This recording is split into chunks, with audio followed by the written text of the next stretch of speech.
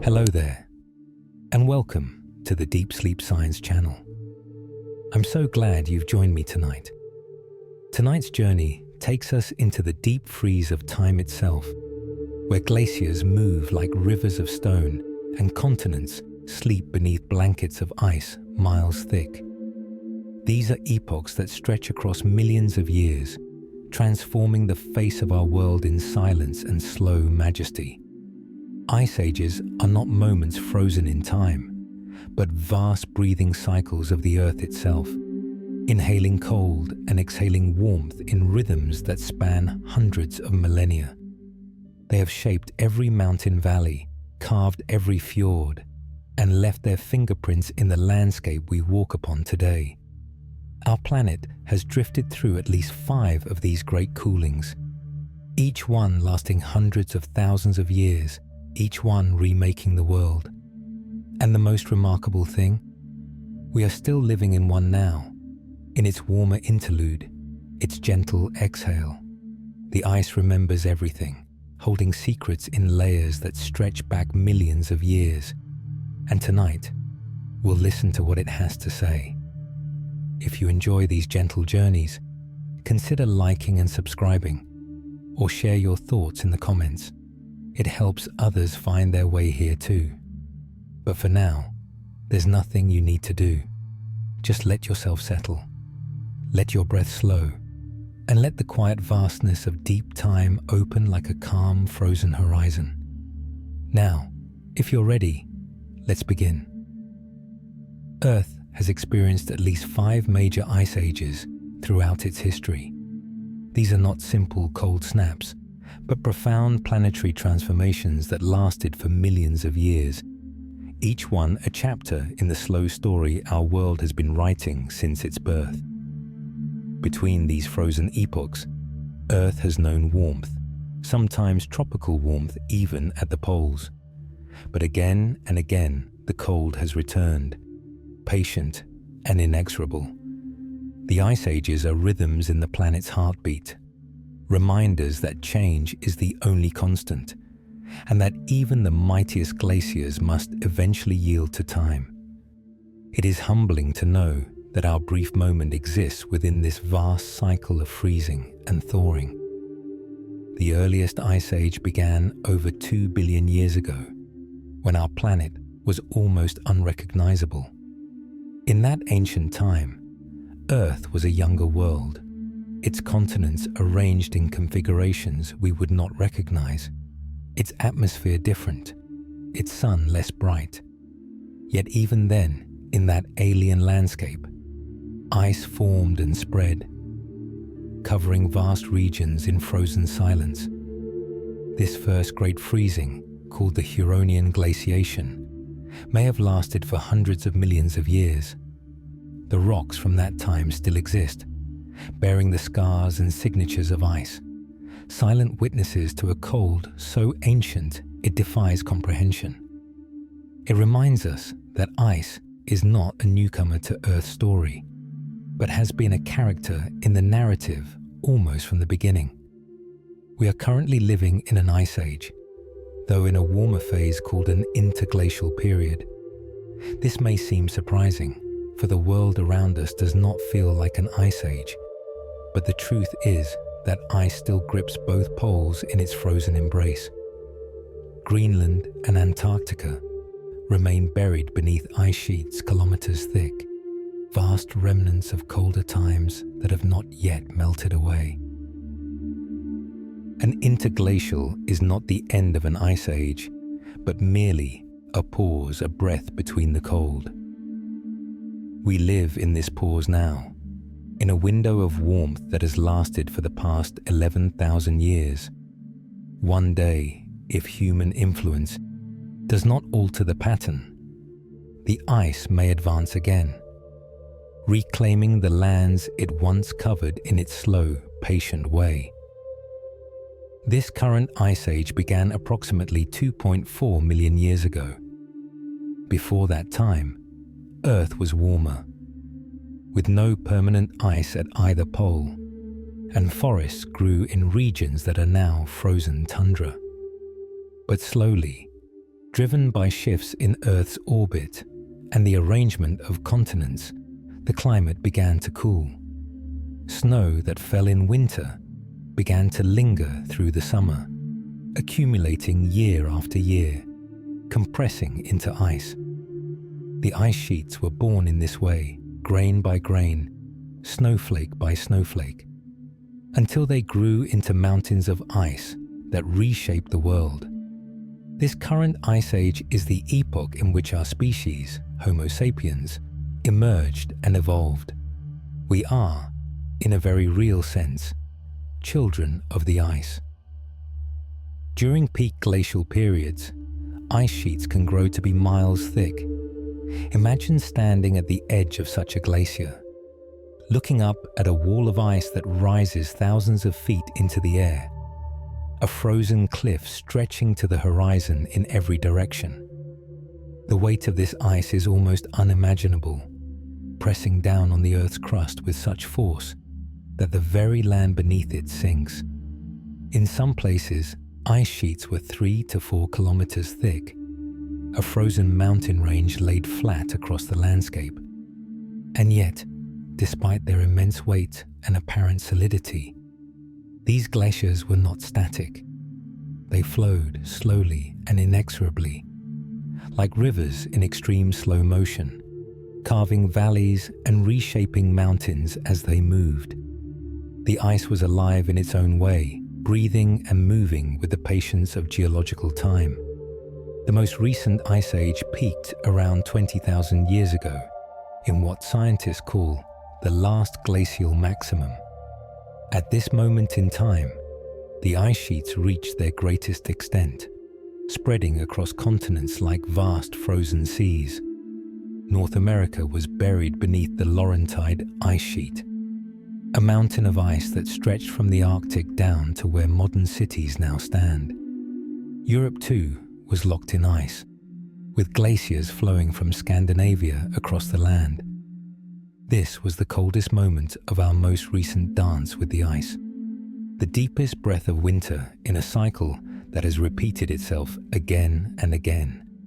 Standing at that point in time, it would have seemed as though the ice might never retreat, as though winter had become permanent and eternal. At the peak of the last ice age, global temperatures were about 46 degrees or 8 degrees. This may not sound dramatically cold, but it represents the average across the entire planet, a number that conceals the true severity of the freeze. In the regions beneath the ice, temperatures plunged far lower, and the world was a harsher, colder place than we can easily imagine. That was approximately 13 to 14 degrees Celsius colder than our global average temperature today. This difference, measured in degrees, represents a transformation of the world, a shift from the planet we know to one where ice ruled, and much of the land lay buried in frozen silence. It is remarkable how a change of just a few degrees can remake an entire world. The first major ice age was the Huronian glaciation, which began about 2 billion years ago. This ancient freeze occurred in a time so distant that it feels almost mythical, a period when Earth was still finding its way, still experimenting with different atmospheres and climates. The rocks from this time, preserved in Ontario, Canada, near Lake Huron, tell the story of glaciers that moved across a primordial landscape. The Huronian glaciation coincided with a dramatic event called the Great Oxygenation Event, when photosynthetic organisms began to fill the atmosphere with oxygen for the first time. This oxygen reacted with methane, a powerful greenhouse gas, removing it from the air and plunging the world into a deep freeze that may have lasted hundreds of millions of years. It was Earth's first great experiment with ice, and it would not be the last. The Huronian glaciation may have turned Earth into a snowball Earth, entirely frozen over. Imagine our planet as seen from space. Not the blue marble we know today, but a pale white sphere, its oceans frozen, its continents buried beneath ice that stretched from pole to pole. In this frozen state, the Earth would have reflected most of the sun's light back into space, making it even harder for the planet to warm again. Life, which was still simple and microbial at this time, may have survived only in small refuges, in places where volcanic heat broke through the ice or in the deep ocean where warmth still lingered. It was a crisis that tested the resilience of life itself, and yet life endured, waiting patiently for the thaw. When the ice finally melted, life emerged transformed, ready to evolve in new directions. Some geologists prefer the term slush ball Earth, as the planet may not have been completely solid ice. Even during the most extreme glaciations, there may have been regions near the equator where ice was thinner, where liquid water still existed beneath the frozen surface. The distinction between snowball and slush ball is more than semantic. It speaks to the question of how life could have survived such an event. If some liquid water remained, if some parts of the ocean stayed unfrozen, then life would have had refuges, places to persist through the long freeze. The truth, lost in the depths of time, may lie somewhere between these two visions, a world that was frozen, but not entirely dead, cold, but not completely lifeless. It reminds us that even in the most extreme conditions, life finds a way. Ice ages are triggered by changes in Earth's orbit and axial tilt. The planet does not follow a perfectly circular path around the Sun, nor does it spin on an axis that remains constant. Instead, Earth wobbles and tilts and shifts its orbit in slow cycles that play out across tens of thousands of years. These subtle changes alter the amount and distribution of sunlight that reaches different parts of the planet. And over time, these small differences can tip the climate from warmth into cold. It is a reminder that even the orbit of a planet is not fixed, but dances to rhythms we are only beginning to understand. These orbital variations are called Milankovitch cycles, named after the Serbian scientist Milutin Milankovic, who first calculated their influence on climate. These cycles describe three main patterns: the shape of Earth's orbit, the tilt of its axis, and the wobble of its rotation. Each cycle operates on a different timescale, and when they align in certain ways, they can trigger the growth of ice sheets or hasten their retreat. Milankovic spent decades working out the mathematics, and his calculations, made with nothing more than pen and paper, have been confirmed by modern climate science. It is humbling to think that the fate of glaciers, the rise and fall of ice ages, can be predicted from the geometry of planetary motion. Milankovitch cycles affect how much solar radiation our planet receives. When the tilt of Earth's axis is greater, the seasons become more extreme, with hotter summers and colder winters. When the orbit becomes more elliptical, Earth spends part of the year farther from the Sun, reducing the warmth it receives. And when the wobble of Earth's rotation changes, which hemisphere points toward the Sun during summer, it can shift the entire pattern of climate across the globe. These are subtle effects, measured in fractions of degrees and percentages of sunlight. Yet over millennia, they accumulate, and ice sheets respond, growing when the conditions favor cold and retreating when warmth returns. The dance between Earth and Sun writes the story of ice. Volcanic eruptions can contribute to triggering ice ages. When a volcano erupts with great force, it sends ash and sulfur dioxide high into the stratosphere, where these particles linger for years, reflecting sunlight back into space and cooling the planet. A single large eruption may cool the Earth for a few years, But if eruptions become frequent, if the planet experiences a period of intense volcanism, the cumulative cooling can be enough to tip the climate toward glaciation. Conversely, the absence of volcanic activity can also play a role. The Huronian glaciation may have been helped by a 250 million year pause in volcanic activity.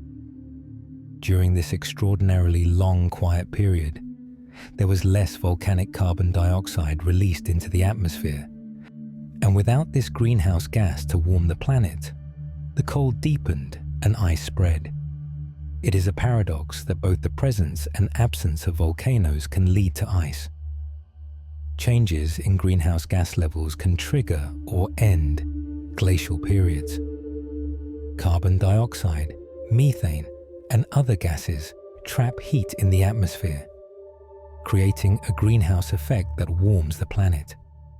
When these gas levels drop, the planet cools and ice begins to form and spread. When greenhouse gas levels rise, warmth returns and the ice melts.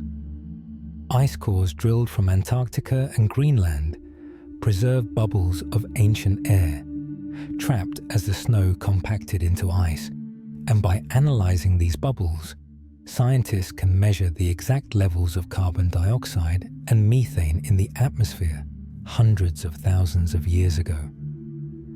The record they reveal is clear. Ice ages coincide with low greenhouse gas levels, and warm periods coincide with higher levels. The atmosphere and the ice are locked in a conversation that spans millennia, each influencing the other in an endless cycle. The Karoo-Ionian Ice Age began around 360 million years ago. This was a time when life on land was still relatively new, when the first forests were spreading across the continents, transforming landscapes that had been barren rock into green worlds filled with plants. The Karoo Ice Age, also known as the Late Paleozoic Ice Age, lasted for about 100 million years, one of the longest cold periods Earth has ever experienced. During this time, ice sheets grew and retreated repeatedly, covering much of the southern supercontinent Gondwana. The rocks of southern Africa still bear the scars of these ancient glaciers, grooves carved into stone by ice that moved when the world was unimaginably different from today. The Karoo was an age of transformation, when both the climate and life itself were being remade. Land plants may have caused the Karoo Ice Age by pulling carbon dioxide from the atmosphere. As forests spread across the continents for the first time, the trees and ferns absorbed carbon dioxide through photosynthesis, using it to build their trunks and leaves. When these plants died, they fell and were buried, locking the carbon away in the earth, eventually forming the coal beds that we mine today. This removal of carbon dioxide weakened the greenhouse effect, and the planet began to cool. It was an unintended consequence of the greening of the land, a reminder that life and climate are not separate but deeply intertwined. The very success of plants in colonizing the land may have plunged the world into an ice age that lasted millions of years. As ancient plants spread across the planet, they released oxygen and cooled the earth. The first forests were unlike anything that had come before. Vast living systems that transformed not just the land, but the very composition of the air. Through photosynthesis, these plants took in carbon dioxide and released oxygen, gradually filling the atmosphere with this reactive gas that would eventually allow animals to evolve and thrive. But in releasing oxygen, the plants were also removing a greenhouse gas, one that had kept the planet warm. The cooling was slow, imperceptible within a single generation, or even 1,000 generations. But over millions of years, the effect accumulated. The greening of the earth brought with it the whitening of winter, and the two were forever linked. The formation of the Isthmus of Panama helped trigger our current ice age. Around 3 million years ago, volcanic activity and tectonic forces lifted this narrow strip of land from the ocean, connecting North and South America for the first time. Before this, warm waters flowed freely between the Atlantic and Pacific, circulating through a gap where Panama now stands. The closure of this passage was a seemingly small change, a bridge of land barely 100 kilometers wide, yet its effects rippled across the entire planet. It is remarkable how such a small geographic feature could alter the course of Earth's climate, proving once again that the world is a web of connections, each part influencing all the others. This narrow strip of land blocked warm water from traveling between the Atlantic and Pacific Oceans.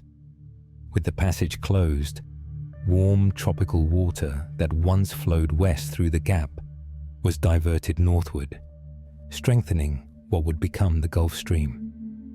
This powerful current carried warm water far into the North Atlantic, where it released heat and moisture into the atmosphere. The change in ocean circulation was profound, redirecting vast rivers of water and heat, remaking the patterns of currents that had existed for millions of years. What had been a global highway for warm water became a dead end, and the climate responded accordingly. The blockage increased precipitation and snow accumulation in the northern hemisphere. The warm, moist air carried northward by the Gulf Stream met the cold air of higher latitudes and released its moisture as snow. Year after year, the snow fell and accumulated, especially in the regions around the North Atlantic. The snow that fell in autumn did not fully melt in spring, and gradually, over thousands of years, it built up, compressing into ice. The ice sheets of the current ice age were born from this snow, fed by the moisture that the Isthmus of Panama had inadvertently sent north. A land bridge gave birth to glaciers thousands of kilometers away, proof of how interconnected the systems of our planet truly are. Glaciers move like extremely slow rivers, flowing under their own weight. Though they appear solid and unchanging, glaciers are in constant motion, creeping down valleys and across plains with patient inevitability. The ice deforms under the immense pressure of its own mass, with the crystals sliding past one another in a process called internal deformation. In some places, where the base of the glacier is warm enough, meltwater forms a thin layer between the ice and the bedrock, and the glacier slides forward on this liquid film. The movement is typically slow, measured in centimeters per day or meters per year, but in some fast-flowing glaciers, it can reach tens of meters per day. To stand beside a glacier is to witness geology in motion, the slow reshaping of the world. Ice sheets form over hundreds of years as fallen snow compresses and turns into ice.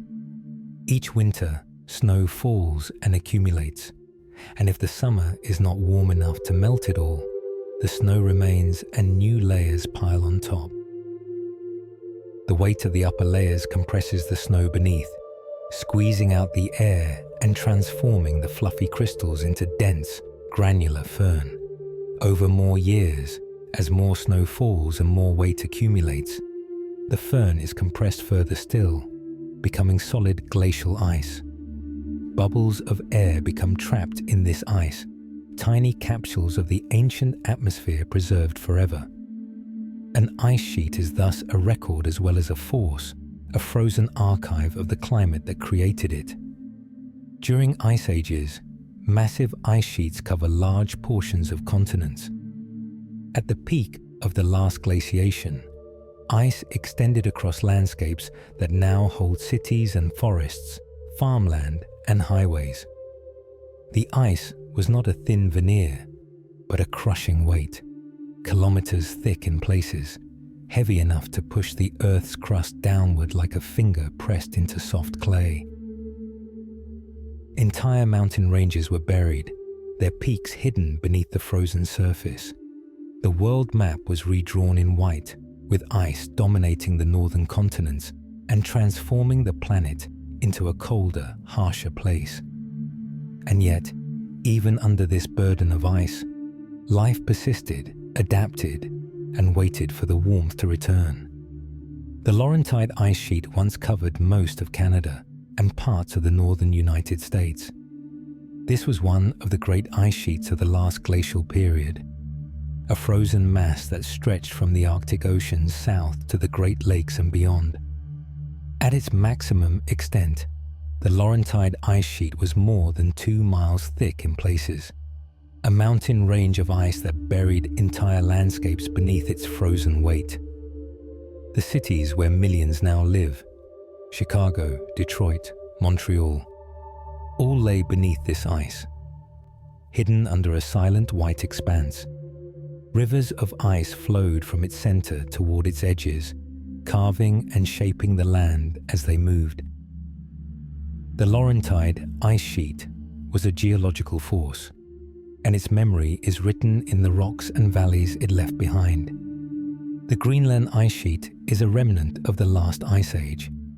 While most of the great ice sheets have melted away, Greenland remains locked in ice, a frozen island that has resisted the warming that ended the glacial period.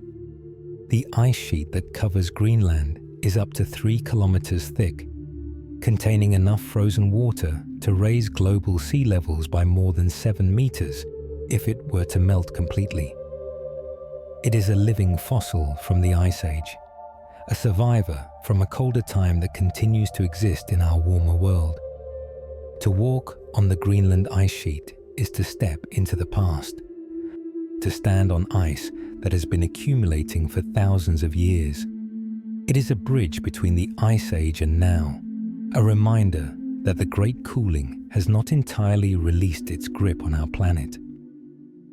Antarctica's ice sheet is another living remnant of glacial times.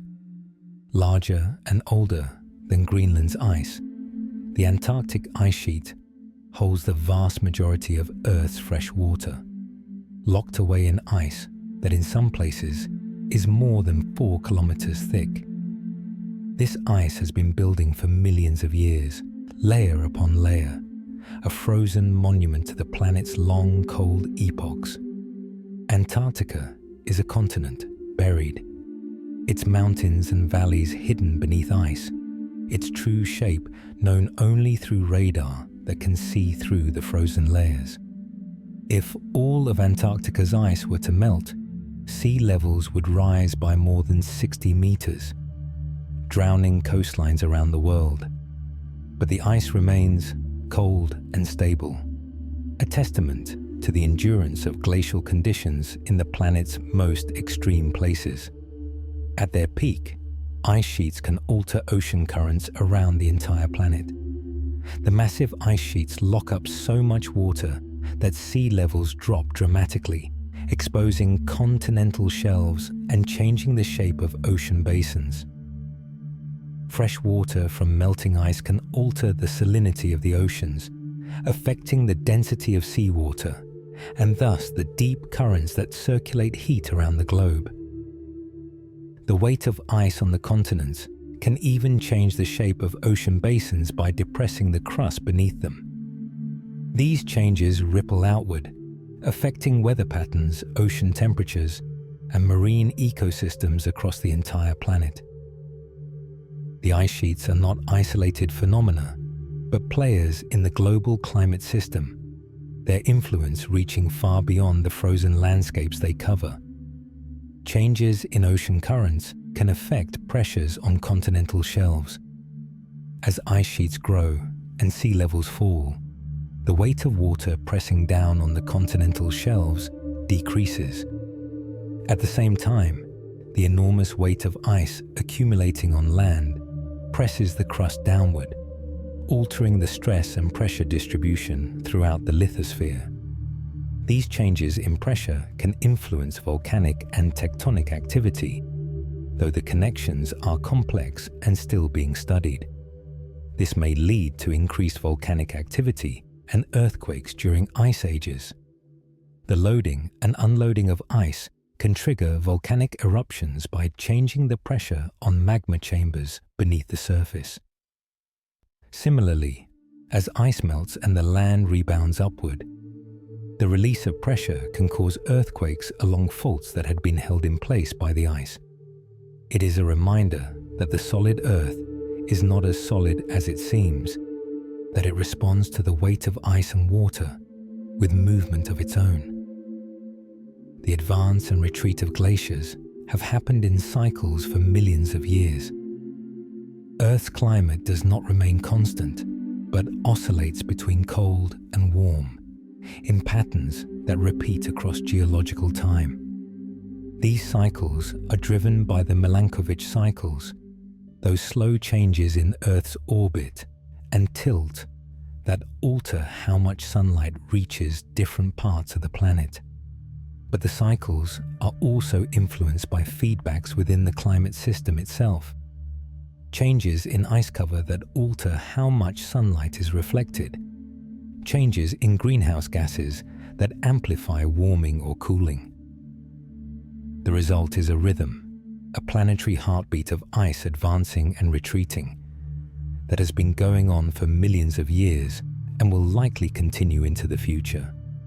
We live within one beat of this heart, one moment in a cycle that extends far beyond human time. Each glacial cycle can last tens of thousands of years. A typical cycle begins with gradual cooling, as orbital variations reduce as the amount of summer sunlight reaching the northern hemisphere. Snow that falls in winter begins to persist through summer, accumulating year after year until ice sheets form and begin to spread. The cooling intensifies as the ice reflects more sunlight back into space, creating a feedback that accelerates the freeze. This glacial period can last 70,000 to 90,000 years, with ice advancing and retreating in smaller pulses within the larger cold period. Then, relatively suddenly, the climate warms again, and the ice melts back in a process that can take only a few thousand years. The asymmetry is striking. Ice takes tens of thousands of years to build, but melts away in a fraction of that time. Interglacial warm periods, like the one we're in now, typically last 10,000 to 15,000 years. These are the warm breaths between the long, cold stretches of glaciation, brief moments of relative warmth when the ice retreats and forests reclaim the land. Interglacials are not separate from ice ages, but are part of them. Pauses in the cold rather than true endings. During these warm periods, life flourishes and spreads into regions that were once buried under ice, taking advantage of the temporary warmth before the cold inevitably returns. The briefness of interglacials, measured against the tens of thousands of years of glaciation that surround them, is a reminder that warmth is the exception and cold is the norm in our current ice age. We are living in one of Earth's rare warm moments. Our current interglacial period began approximately 11,000 years ago. The ice sheets that had covered much of the northern hemisphere for tens of thousands of years began to melt, and sea levels rose as the frozen water returned to the oceans. Forests spread northward, following the retreating ice, and animals migrated into newly accessible lands. This was also the time when human civilizations began to emerge, when agriculture was invented and the first cities were built. Our entire recorded history, all of human civilization, has unfolded during this warm interglacial. Everything we call history has happened in the space between one glaciation and the next. in this brief window of warmth. During the penultimate glacial period, most of Eurasia spent 60,000 years under ice. This was the glaciation before the last one, a cold period that gripped the world before the current interglacial and the most recent glacial maximum. Ice sheets spread across northern Europe and Asia, burying vast regions in frozen silence. The land was transformed, valleys carved, mountains ground down, and the shape of continents altered by the slow grinding of ice. This period lasted from around 194,000 to 135,000 years ago. The dates are almost unimaginable, stretching back far beyond the reach of human memory, or even the existence of modern humans as we know them today. Yet the evidence of this ancient cold is still written in the rocks, in the shape of the land, in the layers of sediment that preserve the story of ice. The penultimate glacial period was one of the most severe cooling periods Earth has experienced. In some regions, the ice was even more extensive than during the most recent glaciation, covering areas that remained ice-free during the last glacial maximum. The cold was profound, the ice thick, and the world a harsher place than even the recent ice age. Studying this ancient glaciation helps scientists understand the full range of climate variability, the extremes to which Earth's climate can swing. It is a reminder that the most recent glaciation, though severe, was not the worst the planet has experienced, and that the ice has covered even more of the world in earlier times. Glaciers sculpt the landscape as they advance and retreat. The ice does not merely cover the land, it reshapes it, carving and polishing and transforming the very bones of the earth. As glaciers flow, they pick up rocks and sediment, carrying this debris along like a river carries silt. The rocks embedded in the bottom of the glacier act like tools, scraping and grinding against the bedrock beneath, slowly wearing it away. Over thousands of years, this erosion carves deep valleys, smooths rough peaks, and creates entirely new landforms. The landscape we see today in many parts of the world is fundamentally a glacial landscape, shaped by ice that has long since melted away. The glaciers have left their signature on the Earth, and it will remain for millions of years to come. Moving glaciers carve deep valleys and create distinctive U-shaped formations. Rivers carve V-shaped valleys, narrow at the bottom and widening toward the top. But glaciers work differently. A glacier fills a valley completely, and as it flows, it erodes not just the bottom, but also the sides, widening and deepening the valley until it becomes a broad U-shape. These U-shaped valleys are one of the clearest signatures of glacial erosion, and they can be seen in mountain ranges around the world, wherever glaciers once flowed. The walls of these valleys are often steep and smooth, polished by the passage of ice.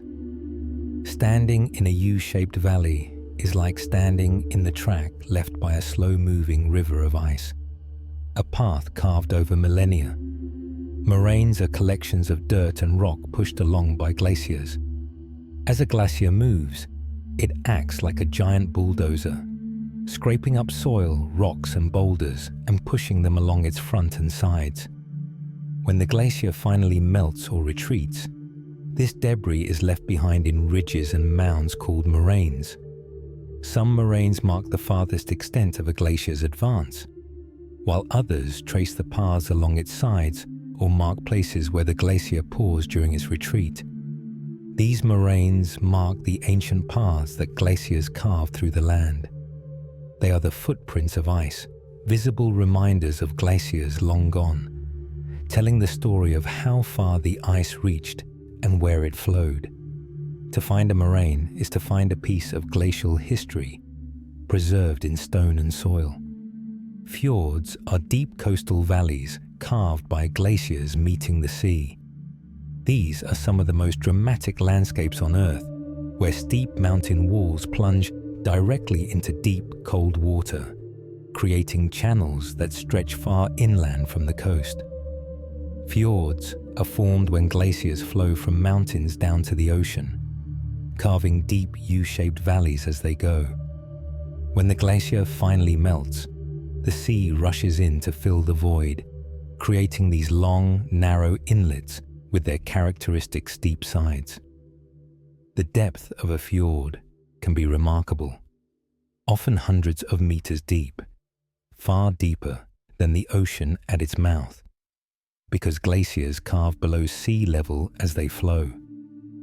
The process takes thousands of years, the glacier advancing and retreating multiple times, each passage deepening the valley a little more. What remains is a testament to the power of ice, a landscape of haunting beauty, where mountains meet the sea in dramatic vertical walls. To sail through a fjord is to travel through a corridor carved by ancient ice, surrounded by the very bones of the earth exposed by glacial erosion. Scandinavia's dramatic coastline is a testament to glacial carving. Norway's coast, in particular, is a masterwork of glacial sculpture, with hundreds of fjords cutting deep into the land, creating one of the most complex and beautiful coastlines in the world. During the Ice Age, massive glaciers flowed from the Scandinavian mountains toward the sea, and as they moved, they carved these deep valleys that would later become fjords. The ice sheets that covered Scandinavia were kilometers thick, heavy enough to depress the land beneath them. And as they flowed, they reshaped the entire region.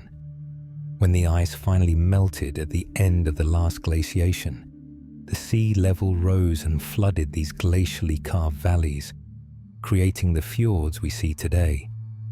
The landscape that emerged is one of towering cliffs, deep water, and narrow channels that wind between mountains, a place where the work of ice is written in stone and water. It is a landscape that speaks of transformation, of how the patient work of ice over millennia can reshape an entire coastline. The Great Lakes were carved by massive glaciers during the last ice age. These 5 interconnected lakes, Superior, Michigan, Huron, Erie, and Ontario, are among the largest bodies of fresh water on Earth, and they owe their existence entirely to the grinding work of ice. As the Laurentide ice sheet advanced and retreated multiple times over tens of thousands of years, it scoured and deepened existing river valleys and weak spots in the bedrock, carving out vast basins. The ice was so heavy, so thick, that it dug deep into the earth, creating depressions that would later fill with meltwater. When the ice finally retreated for the last time around 10,000 years ago, these basins filled with the water from the melting glaciers, forming the Great Lakes as we know them today. Recent research suggests that the basins may actually be much older than previously thought, possibly carved by even earlier glaciations and then recarved and deepened by the most recent ice age. The lakes are not just bodies of water, but living monuments to the ice age. Their very existence a reminder of the transformative power of glaciers. They hold more than 20% of the world's surface fresh water, a vast reservoir created by ice that has long since vanished. Glaciers can reveal ancient secrets as they melt and retreat.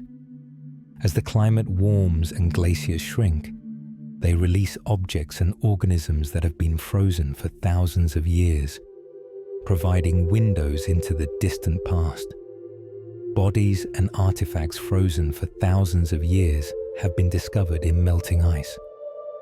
Perhaps the most famous example is Ötzi the Iceman, a naturally mummified human who died around 500 to 300 years ago, and whose body was preserved in a glacier in the Alps until his discovery in 1991. But Ötzi is just one of many such discoveries.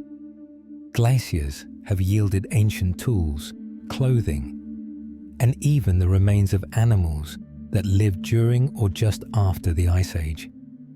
In some cases, entire forests have emerged from beneath retreating ice, trees that were buried by advancing glaciers thousands of years ago and are now being exposed again. Each of these discoveries is a gift from the ice, a preserved moment from the past that would have been lost forever if not for the cold.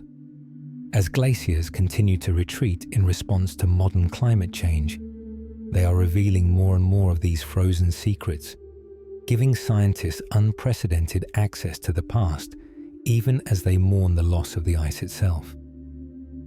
Ice cores provide a record of Earth's ancient atmosphere. Deep within the ice sheets of Antarctica and Greenland, scientists drill down through layers of compressed snow and ice, extracting long cylindrical cores that can be several kilometers in length. Each layer of ice in these cores represents a single year of snowfall, like the rings of a tree, creating a chronological record that stretches back hundreds of thousands of years. The deeper you drill, the further back in time you travel, until you reach ice that fell as snow when mammoths still walked the earth, when early humans were just beginning to spread across the continents. These cores are among the most valuable archives of climate history we possess, containing information not just about temperature, but about volcanic eruptions, atmospheric composition, and even the types of vegetation that existed in different eras. To hold a piece of ice core is to hold a fragment of frozen time, a physical piece of the ancient world preserved in crystalline form. Scientists can read these cores like books, decoding the story of Earth's climate written in layers of ice. By studying ice cores, scientists can measure temperatures from hundreds of thousands of years ago. The ice itself contains chemical clues about past temperatures, particularly in the ratio of different oxygen isotopes that vary depending on how warm or cold it was when the snow fell. By analyzing these isotopes layer by layer, researchers can reconstruct a detailed temperature record that reveals not just the general trend of warming and cooling, but the specific patterns of climate change over millennia. The longest ice cores, drilled from Antarctica, extend back more than 800,000 years, covering multiple glacial cycles and providing a view of Earth's climate across an almost incomprehensible span of time. What this record reveals is remarkable. The climate oscillates in regular patterns, warming and cooling in response to orbital changes, with carbon dioxide levels rising and falling in close correlation with temperature. It is a conversation between ice and atmosphere, recorded with perfect fidelity in the frozen layers. Bubbles trapped in ice contain samples of ancient air. As snow accumulates and compresses into ice, tiny pockets of air become trapped between the ice crystals, sealed away from the outside world. These bubbles are time capsules in the most literal sense, containing actual samples of the atmosphere as it existed thousands or even hundreds of thousands of years ago. When scientists extract an ice core and carefully open one of these bubbles, the air that escapes is ancient air. Air that last touched the surface of the Earth when the world was in the grip of an ice age or basking in an interglacial warm period.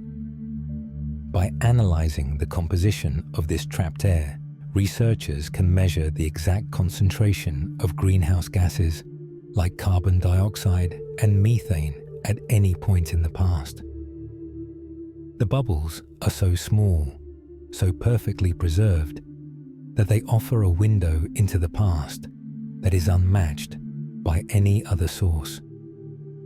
Each bubble is a breath from another age, frozen and waiting to tell its story. These air samples reveal the composition of Earth's atmosphere in the distant past. The measurements taken from ice core bubbles show conclusively that carbon dioxide levels during glacial periods were significantly lower than during warm interglacial periods, typically around 180 parts per million during ice ages compared to about 280 parts per million during interglacials. Methane levels show similar patterns, rising and falling in step with the temperature changes. This correlation between greenhouse gases and temperature is one of the most important discoveries to come from ice core research, providing clear evidence that these gases play a crucial role in regulating Earth's climate. The ice cores also reveal other secrets. They contain dust particles that tell us about wind patterns and aridity, volcanic ash that marks major eruptions, and even pollen grains that indicate what plants were growing nearby. Every layer is a rich archive of information, a frozen snapshot of the world as it was. The air trapped in ice is more than just ancient. It is a direct connection to the past, an unaltered sample of the world our distant ancestors knew. Ice acts as a frozen time capsule, preserving information about our planet's history. Beyond air bubbles and isotopes, the ice preserves a remarkable variety of materials that fell onto its surface over the millennia. Cosmic dust from space, ash from volcanic eruptions, salt particles from sea spray, pollen from distant forests. All of these become trapped in the ice and preserved. Some ice cores even contain evidence of human activity, such as lead pollution from ancient Roman smelting or radioactive particles from nuclear weapons testing in the 20th century. The ice is impartial, recording everything that falls upon it without judgment or selection, creating an archive of extraordinary completeness. And unlike many other geological records, the ice preserves these materials in their original state, unaltered by chemical weathering or biological processes.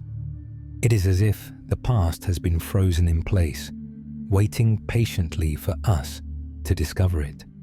The ice sheets are libraries of planetary history, and we are only beginning to read their volumes.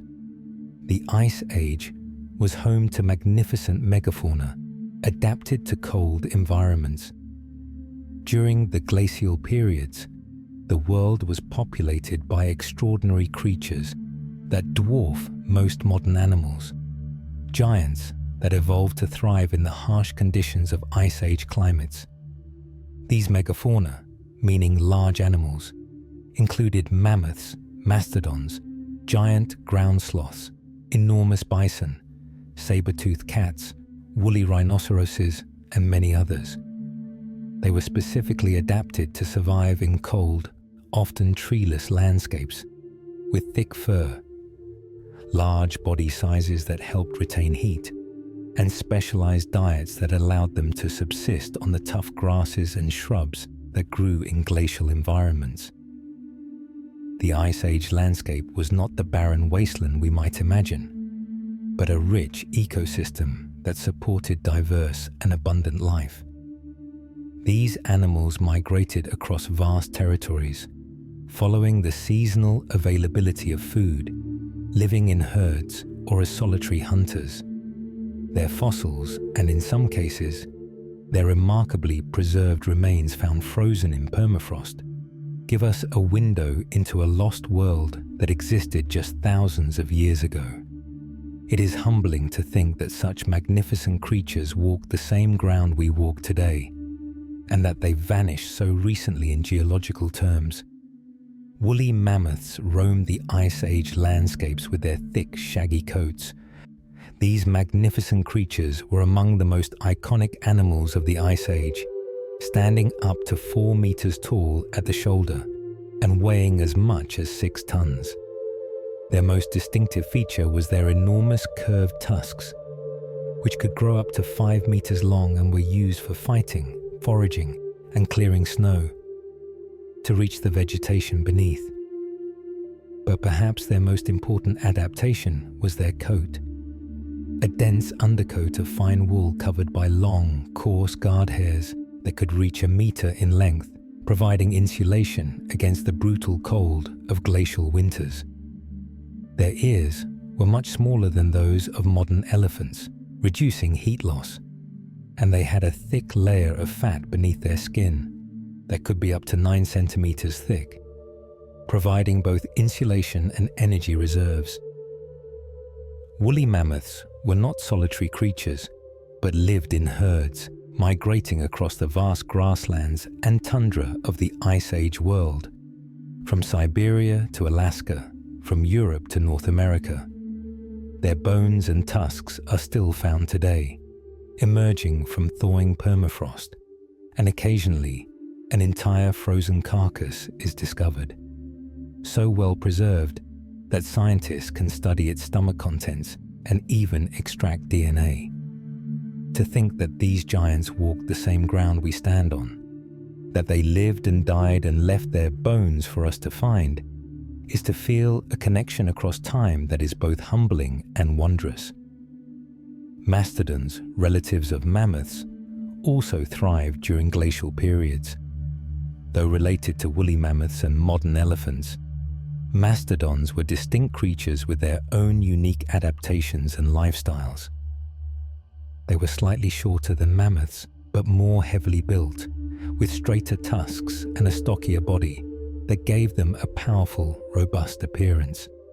Unlike mammoths, which were primarily grazers feeding on grasses, mastodons were browsers, using their distinctive teeth to chew on leaves, twigs, and branches from trees and shrubs. Their teeth had cone-shaped cusps rather than the flat, grinding surfaces of mammoth teeth, perfectly adapted for processing woody vegetation. Mastodons preferred forested environments and were commonly found in the woodlands and swampy areas that existed in Ice Age North America. They were covered in long, shaggy hair similar to mammoths, though perhaps not quite as thick, providing protection against the cold. Mastodons and mammoths sometimes lived in the same regions, but their different diets meant they occupied different ecological niches, allowing them to coexist without direct competition. When the Ice Age ended and the climate warmed, the forest changed, and the mastodons could not adapt quickly enough to survive. Giant ground sloths, some as large as elephants, lived during the Ice Age.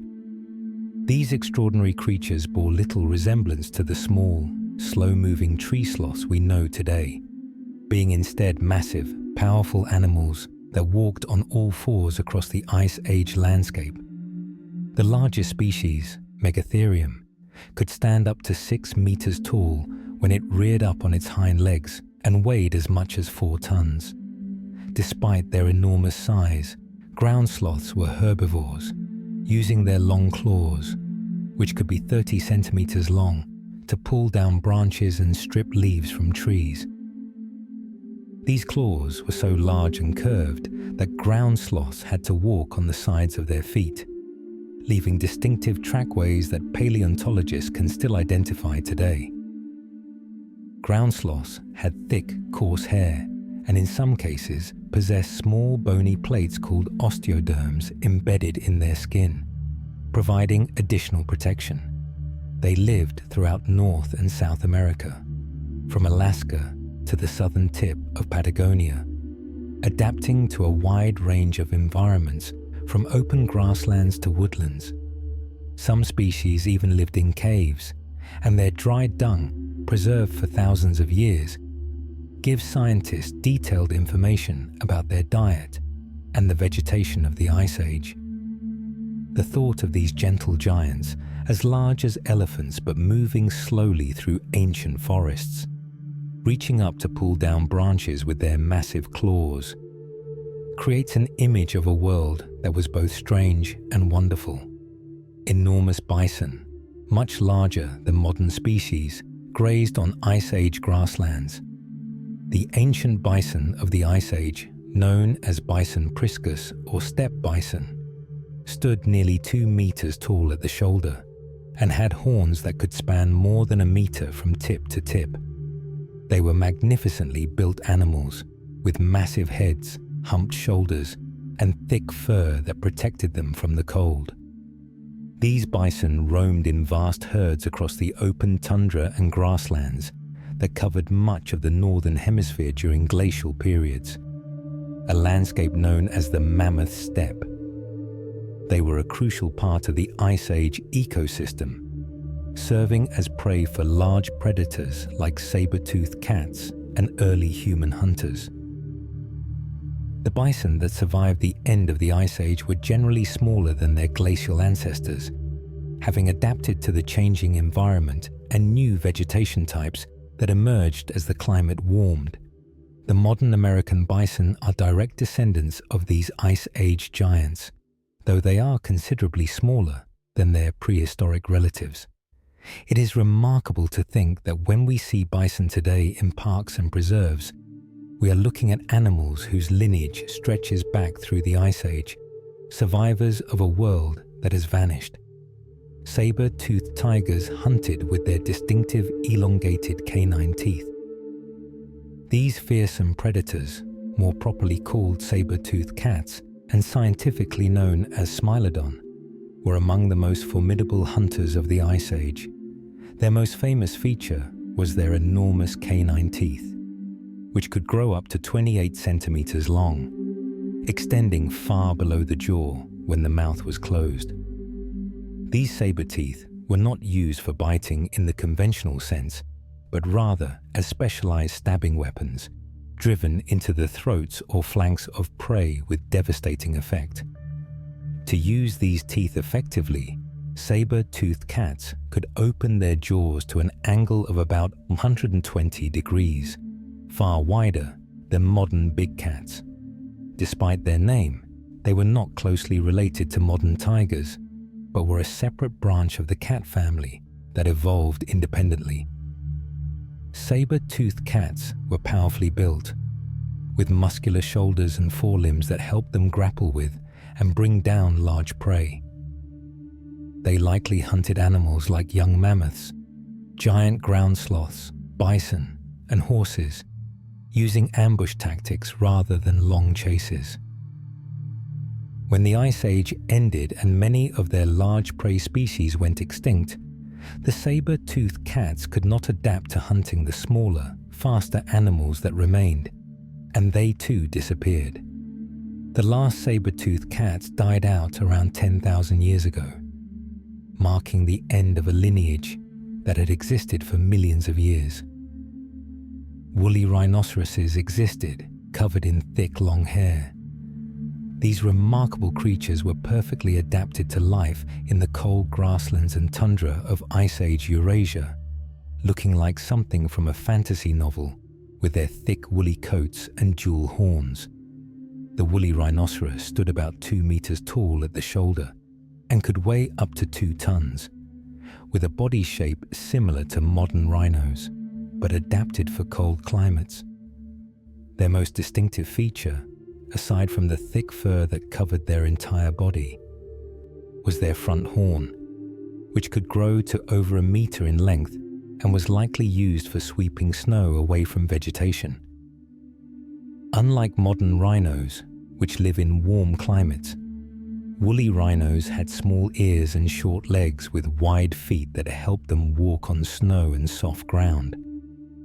Cave paintings created by early humans show woolly rhinoceroses in remarkable detail, indicating that these animals were well known to our ancestors and may have been hunted, though perhaps rarely due to their size and dangerous horns. These woolly rhinos became extinct around 14,000 years ago. The exact cause of their extinction is still debated, but it likely involved a combination of climate change altering their habitat and hunting pressure from humans. With their passing, the Ice Age lost one of its most distinctive and impressive creatures, a cold, adapted giant that will never walk the earth again. Giant beavers, much larger than today's species, built dams in Ice Age rivers.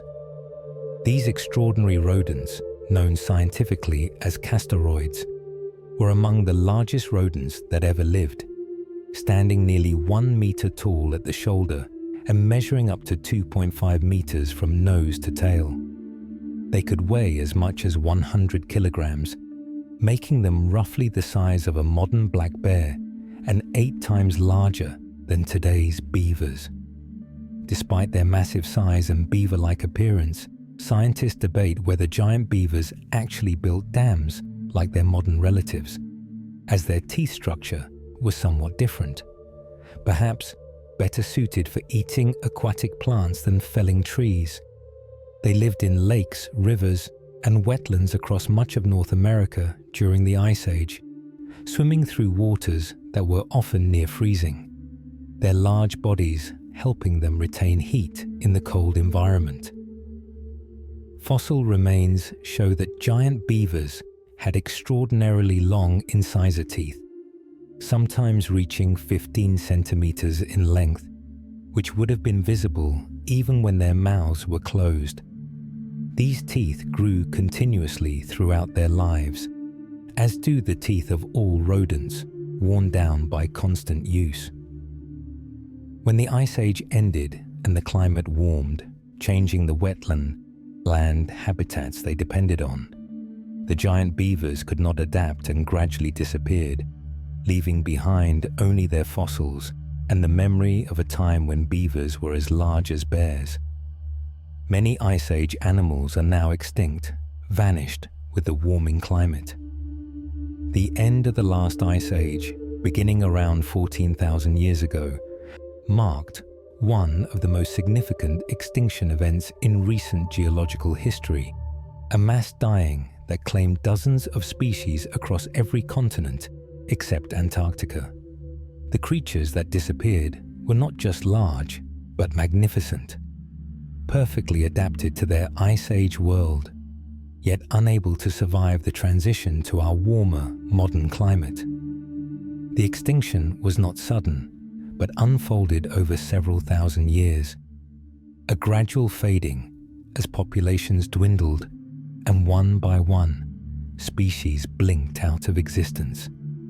Scientists still debate the exact causes of these extinctions, with evidence pointing to a complex interplay of factors, including rapid climate change, shifting vegetation patterns, habitat loss, and the arrival and expansion of human populations. Some regions lost nearly all their large animals. North America alone lost more than 30 species of megafauna, including all its elephants, all its native horses, its giant ground sloths, saber-toothed cats, and many others. The world that emerged from the Ice Age was diminished, emptier, a place where the giants had fallen and would never rise again. What remained were the smaller, more adaptable species, and a human species that would come to dominate the planet in ways the Ice Age world could never have predicted. The La Brea tar pits in Los Angeles preserve millions of Ice Age fossils.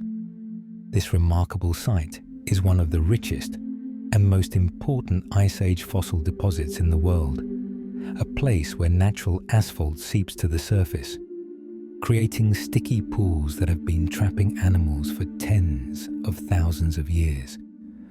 The tar pits formed when crude oil seeped up through fissures in the earth, and the lighter elements evaporated, leaving behind thick, viscous asphalt that looked deceptively like water when covered with dust, leaves, or a thin layer of actual water.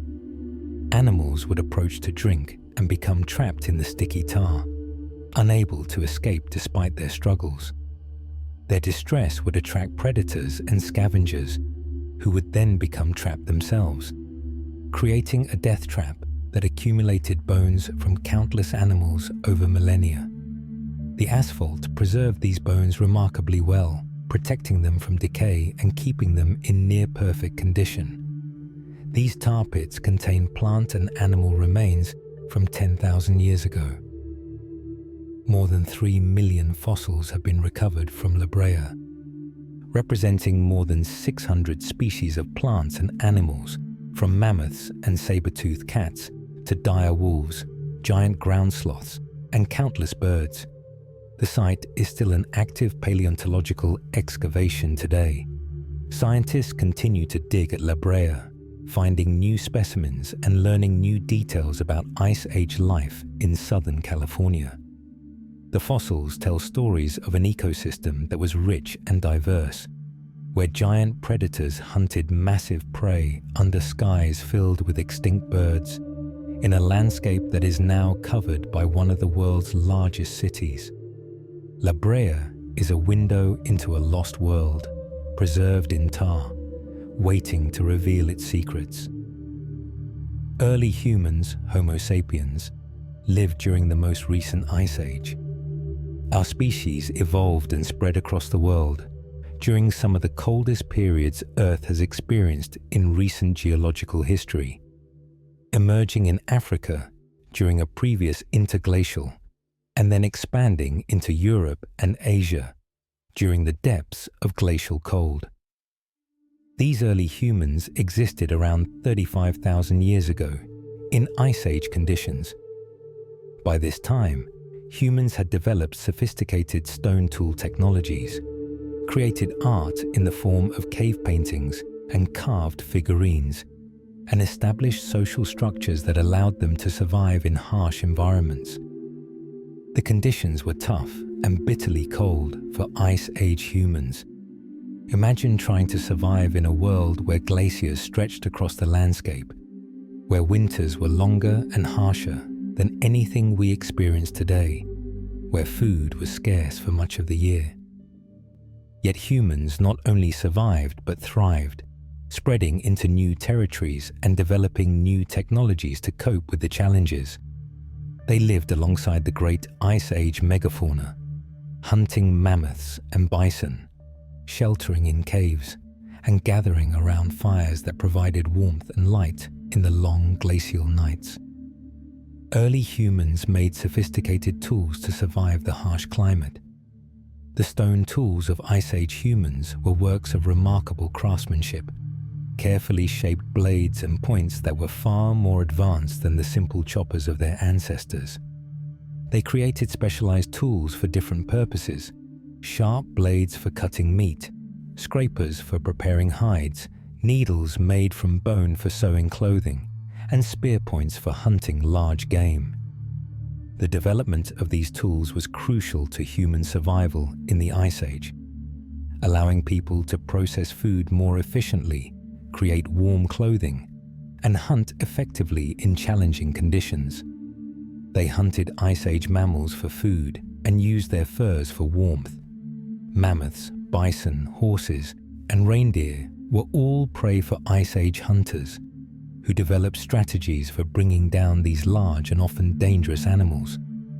The meat provided essential protein and calories, while the bones could be used for tools and building materials, and the thick furs were sewn into clothing that could protect against temperatures far below freezing. Archaeological sites show that humans were remarkably efficient at using every part of the animals they killed, wasting nothing in a world where resources were precious. This intimate relationship with Ice Age animals shaped human evolution, influencing our physiology, our technology, and perhaps even our cognition. The Bering Strait once functioned as a land bridge during low sea levels. During the depths of glacial periods, when vast quantities of water were locked up in ice sheets, the sea level dropped dramatically, exposing the floor of the shallow Bering Strait and creating a wide landmass that connected Asia and North America.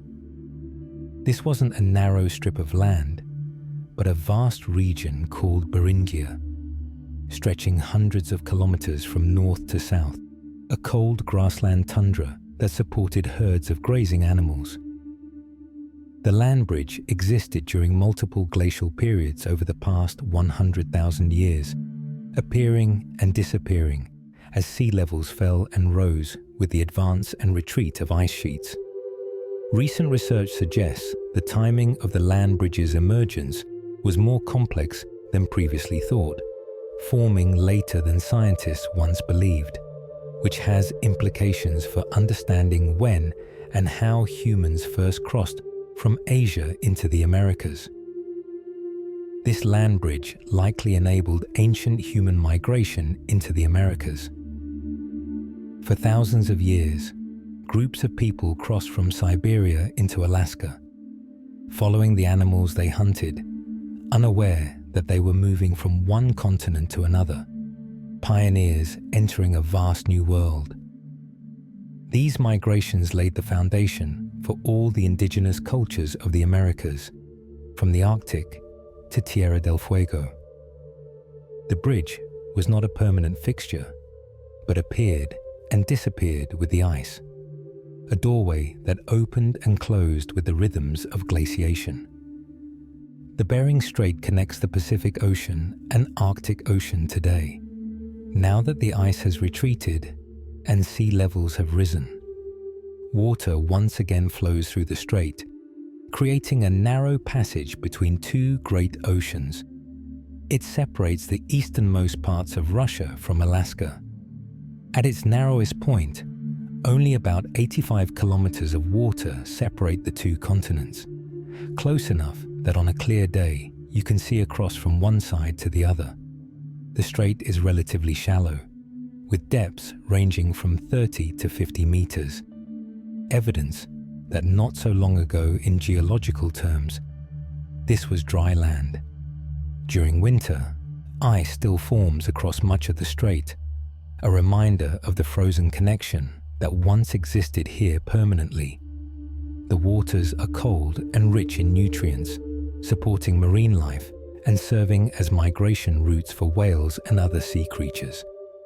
It is a place where two continents nearly touch, where the Ice Age past is written in the depth of the water and the shape of the coastline.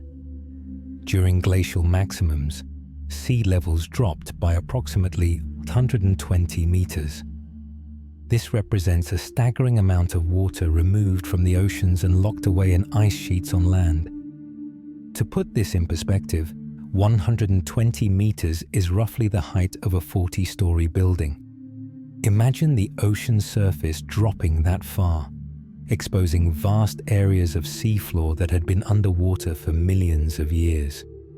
The continental shelves, those shallow underwater extensions of the continents, became dry land, expanding the size of continents and creating new habitats for plants and animals. Coastlines moved hundreds of kilometers seaward, and what are now separate islands became connected to continents or to each other. This drop exposed vast areas of the continental shelf as dry land. The newly exposed land was not barren seafloor, but quickly became colonized by vegetation and populated by animals, creating entirely new ecosystems that existed only during glacial periods. Rivers that once flowed into the sea now had to travel much farther to reach the coast, carving new channels across the exposed shelves. When the ice melted and sea levels rose again, these river valleys were flooded, creating some of the bays and estuaries we see today. The rise and fall of the sea with each glacial cycle has shaped coastlines around the entire world, drowning and exposing land in an endless rhythm. Reduced sunspot activity may have contributed to Ice Age cooling. The sun is not a constant, unchanging source of energy, but varies slightly in its output, with periods of greater and lesser activity marked by the number and intensity of sunspots, dark patches on the sun's surface that indicate magnetic activity. Lower sunspot activity means less solar radiation reaches Earth. During periods when the sun is less active, Earth receives slightly less energy, and this reduction, though small, can have measurable effects on climate, especially when combined with other factors like orbital variations and greenhouse gas levels. Historical records show that periods of reduced solar activity such as the Maunder minimum in the 17th and 18th centuries, coincided with particularly cold periods on Earth, though these were not full ice ages but shorter-term climate fluctuations. The role of solar variability in triggering or intensifying ice ages is still being studied, but it appears that changes in the sun's output can act as one of many factors that push Earth's climate toward cooling. The sun, for all its constancy in our daily experience, breathes and changes, and Earth responds to those changes with shifts in its own climate. There have been periods in Earth's history when no ice existed at all. For much of our planet's 4.5 billion year existence, Earth has been warmer than it is today, with tropical or subtropical conditions extending to the poles and no permanent ice anywhere on the planet.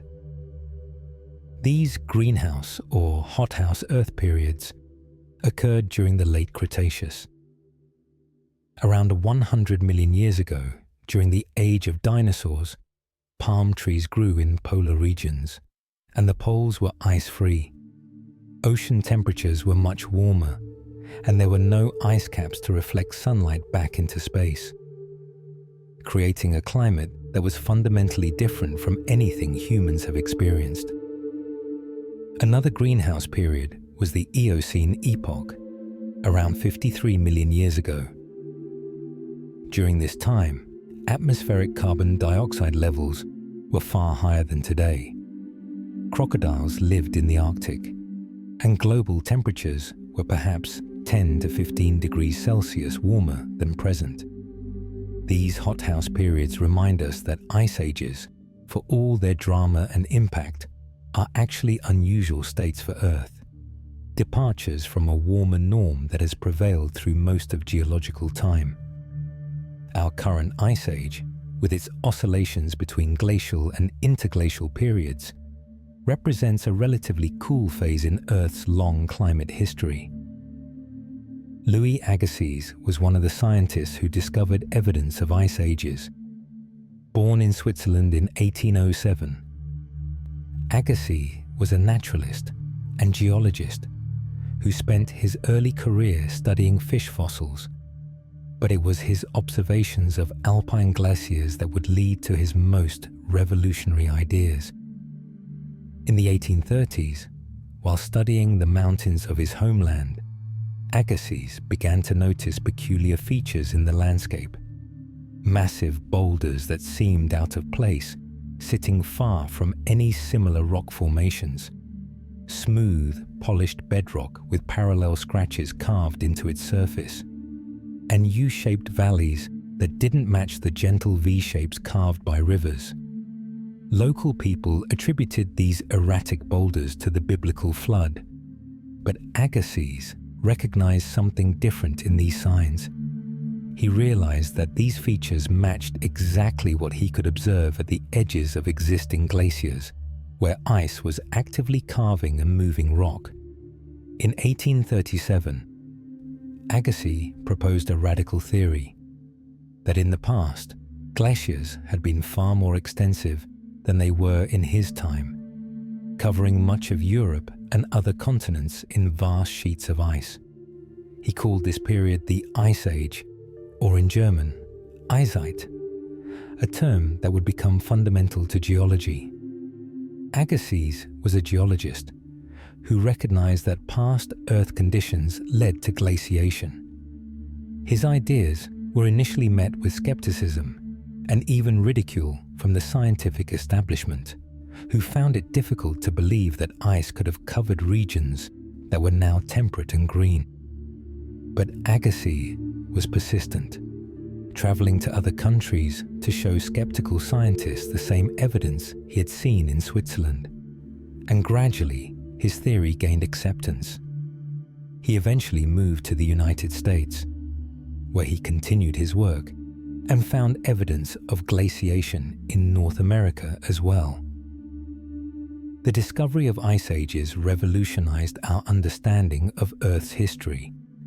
It revealed that the planet's climate was not constant, but had undergone dramatic changes, that continents had been buried under ice and then freed again, and that the landscape we see around us is the product of these ancient frozen epochs. Agassiz's work opened up an entirely new way of reading the Earth, of seeing in every rock and valley the story of ice and time. Glacial ice can be thousands of meters thick at its deepest points. The ice sheets that covered continents during glacial periods were not thin layers but massive accumulations of frozen water, piling up year after year, century after century, millennium after millennium. Some ice sheets during peak glaciation were 3 to 4 kilometers thick. To stand at the center of such an ice sheet would be to stand atop a mountain of ice, with 3,000 or 4,000 meters of frozen water beneath your feet, extending down to the bedrock below. The weight of such ice is almost incomprehensible, measured not in tons but in gigatons, pressing down on the Earth with a force that can reshape continents.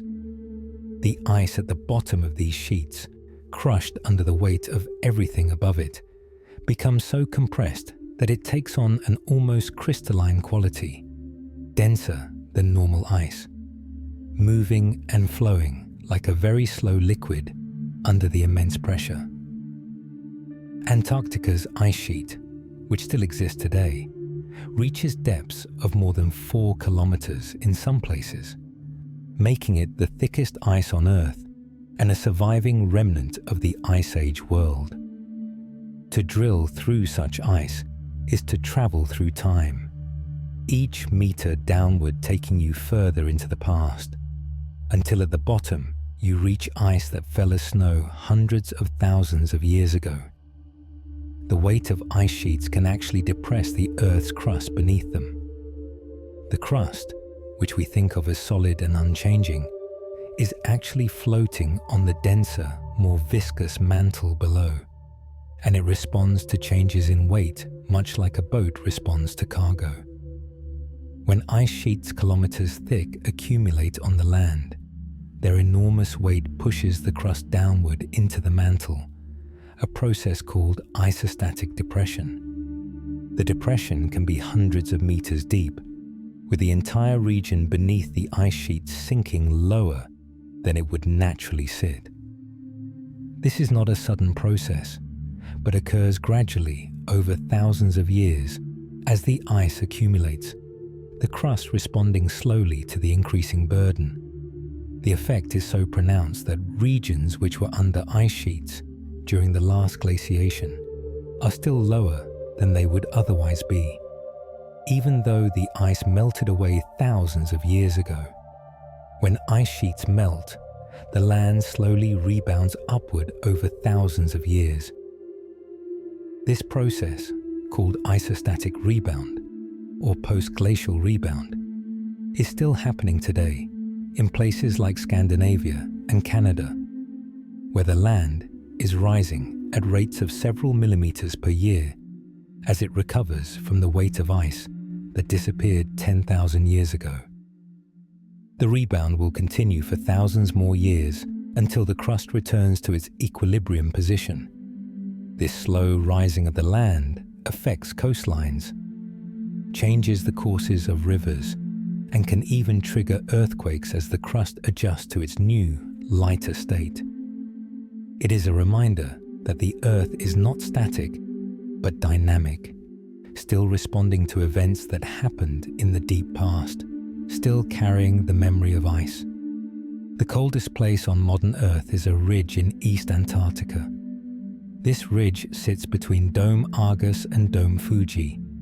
Here, in shallow depressions where cold air pools and settles, temperatures have been recorded as low as 98 degrees Celsius or 144 degrees Fahrenheit, cold enough that a breath of air would freeze in your lungs, cold enough that exposed skin would freeze in seconds.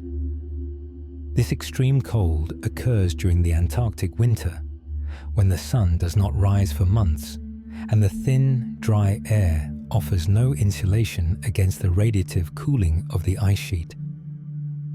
These temperatures are not measured at the surface, but are detected by satellites measuring the infrared radiation emitted by the ground, capturing brief moments when conditions align to create Earth's coldest environment.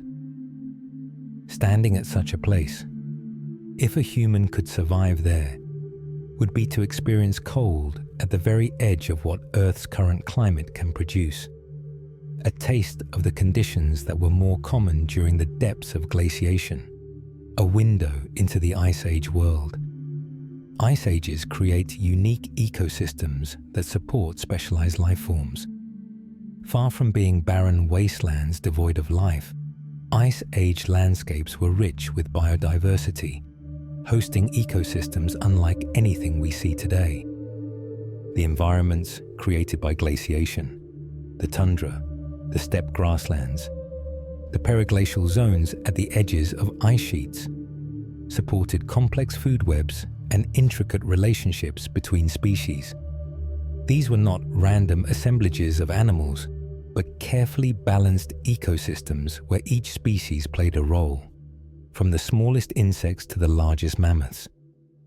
Some organisms evolved specifically to survive in glacial environments. Certain plants developed the ability to photosynthesize at near-freezing temperatures. Their leaves adapted to extract every possible ray of sunlight during the brief growing season. Animals evolved thick fur, specialized fat deposits, and behavioral adaptations like hibernation or migration to cope with the extreme cold and seasonal scarcity of food. Microorganisms found ways to survive frozen in ice for thousands of years, entering states of suspended animation and reviving when conditions improved. Each adaptation was a solution to the challenge of living in a frozen world, proof that life finds a way even in the harshest conditions. The vegetation during ice ages was limited but resilient. In the regions beyond the ice sheets, where temperatures were cold but not freezing year-round, a unique type of vegetation flourished. The mammoth steppe, a vast grassland ecosystem that stretched from Europe across Siberia and into North America. This was not the lush green prairie of warmer climates, but a tough, dry grassland dominated by cold-adapted grasses, sedges, and hardy shrubs. The vegetation was sparse but nutritious, supporting enormous herds of grazing animals that migrated across these grasslands following the seasons. Ice Age plants had to withstand extreme cold and short growing seasons. They evolved compact growth forms that hugged the ground, reducing exposure to wind and cold, and developed the ability to complete their entire life cycle in just a few months when temperatures rose above freezing. Some plants produced antifreeze compounds in their cells, allowing them to survive temperatures that would kill most modern vegetation. Mosses, lichens, and dwarf willows were common, creating a low, ground-hugging vegetation that provided food and shelter for insects and small mammals. When the Ice Age ended and the climate warmed, this unique vegetation largely disappeared, replaced by forests and grasslands adapted to warmer conditions. The mammoth steppe exists now only in small fragments in the high Arctic, a remnant of a once vast ecosystem. There is a hypothesis that an advanced civilization may have existed 12,000 years ago. This speculative idea, not widely accepted in mainstream archaeology, suggests that a sophisticated human society might have flourished during or at the end of the last Ice Age. This theoretical civilization would have been destroyed by a cataclysmic event at the end of the Ice Age. Proponents of this hypothesis point to the dramatic climate changes that occurred between 12,000 and 11,000 years ago, including rapid warming, rising sea levels, and possible comet impacts as potential causes for such a destruction. The flooding of vast coastal regions as sea levels rose by 120 meters would have drowned any settlements built on the exposed continental shelves, erasing evidence of their existence. While mainstream archaeology finds little conclusive evidence for such an advanced pre-Ice Age civilization, the hypothesis reminds us how much of the past remains unknown, how much might lie buried beneath the oceans or lost to time. It speaks to our fascination with lost worlds and forgotten knowledge, with the idea that the past might hold secrets we have not yet uncovered. The transition from the last ice age marks when humans shifted from hunter-gatherers to agricultural societies. As the climate warmed and the ice retreated, the world was transformed, and human societies transformed with it. The megafauna that humans had hunted for thousands of years began to disappear, forcing people to adapt their subsistence strategies. At the same time, the warming climate made agriculture possible in regions where it had previously been too cold, and certain wild plants began to thrive in ways that made them attractive for cultivation. In the Fertile Crescent of the Middle East, in the Yangtze River Valley of China, in Mesoamerica and the Andes, people independently developed agriculture, domesticating plants and animals and settling into permanent communities. This transition, sometimes called the Neolithic Revolution, fundamentally changed human society, leading to the development of cities, writing, complex social hierarchies, and eventually the civilizations we know from recorded history. It is remarkable that this transformation happened at the same time the Ice Age was ending, suggesting that the changing climate played a crucial role in shaping the course of human development. We are, in a very real sense, products of the Ice Age's end, our civilizations born from the warmth that followed the cold. Ice continues to hold mysteries we have yet to uncover. Despite decades of research, the ice sheets of Antarctica and Greenland still guard secrets in their frozen depths, layers that have not yet been drilled, time periods that remain unexplored. As glaciers retreat, more secrets from the frozen past are being revealed. Each year brings new discoveries. Ancient forests emerging from beneath melting glaciers, perfectly preserved animals thawing from permafrost, artifacts from lost cultures appearing at the edges of retreating ice. These discoveries are bittersweet, gifts from the ice given only as the ice itself disappears, windows into the past opening even as the archive that preserved them melts away. The ice remembers everything it has touched, every snowflake that fell, every particle of dust, every molecule of ancient air. And as it releases these memories, we learn more about our planet's history and our place within it. And so, our long journey through the frozen ages of Earth draws to a quiet close. We've drifted across billions of years, from the first snowball Earth when our planet was young and ice covered everything, to the slow retreat of glaciers that carved the world we know today. We've walked alongside woolly giants with their curved tusks reaching toward frozen skies, felt the patient weight of ice miles thick pressing down on continents, and listened to the silent stories locked in ancient frozen layers that hold the breath of ages past. We've seen how ice has advanced and retreated in great cycles, how it has shaped mountains and valleys, created lakes and fjords, and left its mark on every landscape it touched. It can be humbling to think that the very landscape around you, the valleys and hills, the lakes and coastlines, were shaped by rivers of ice moving slower than you can perceive, flowing with the patience of geological time. The ground beneath you remembers the weight of glaciers that pressed down with a force measured in gigatons. The rocks remember being carved and polished by ice that moved across them for thousands of years. And in this moment of rest, you too are part of Earth's long, slow breathing. The same cycles of change and stillness that have turned for millions upon millions of years. The same rhythm of cold and warmth that has shaped our world since ice first appeared on this planet. But for now, there is nothing more to do. Just allow your body to sink deeper into rest, like snow settling on a quiet field, each flake finding its place in perfect stillness.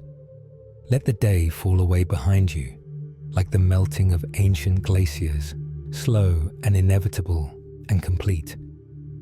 Let the calm widen within you like endless sheets of ancient ice, peaceful and still, stretching to horizons you cannot see.